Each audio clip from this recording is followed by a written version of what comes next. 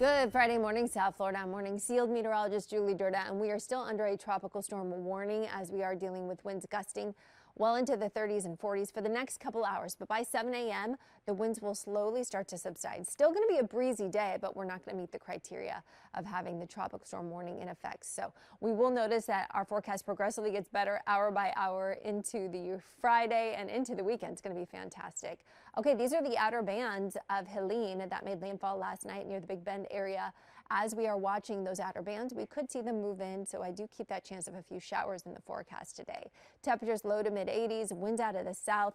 Right now, anywhere between 10 to 16 miles per hour, gusting in the 30s in the Keys, 20s in Broward and Miami-Dade. So we can't really have a chance of a few trailing storms, but overall the forecast today much drier, much calmer, and much hotter. You're going to notice those feels like temperatures will be well into the triple digits. As the 4M advisory on what is still Hurricane Helene, this system is moving to the north at 30 miles per hour.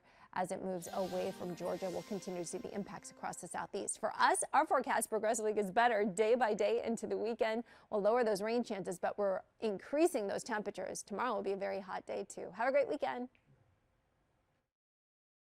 We're glad that that storm is weakening, right? Yeah. But it was so large that Metro Atlanta, some of those Right. communities north of us are not prepared, No. don't have the infrastructure or experience to deal with what they are seeing from Helene. Right, and they've been dealing with it for a long amount of time. It's not as if it's just been like a 3-hour, 4-hour thing. No, this system has been bringing them rain since yesterday and continues to bring them downpours and wind accompanied with the system. So again, we'll be continue to watch our live feeds and bring you any breaking news that we need to over parts of Atlanta, into Georgia, into parts of the Carolinas. Now for us, things are progressively getting better. I do have to tell you, we did have some very strong wind gusts as we expected. We brought a lot of the coverage to you live right here on Local 10 News yesterday morning with Samir Nepsi across Key West. We saw that coastal flooding. Wow.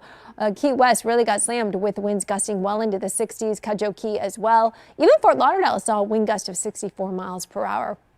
Pembroke Pines 55, 50 in Pompano Beach. Now that we're getting rid of the rain and the wind, our wind direction is still moving in from the southwest. We're getting the heat back. The National Weather Service just a little bit ago issued us to be under a heat advisory as our winds will be moving in from the southwest and bringing that heat and humidity. Our feels like temperatures will be well into the triple digits. We're also limiting the rain chances today. So therefore, put that combination together. Winds anywhere between 11 to 23 miles per hour. Temperatures around 83 to 85 degrees. That's really warm for overnight lows. And it's all thanks to that warm air moving in. So let's take a look at our feels like temperatures. We're in the 90s already, upper 90s for the Keys. So I am anticipating us to definitely feel like the triple digits early this morning and then leading into the afternoon hours. And that's really going to be our setup this weekend. I think those heat advisories starting today will lead us into the weekend as well.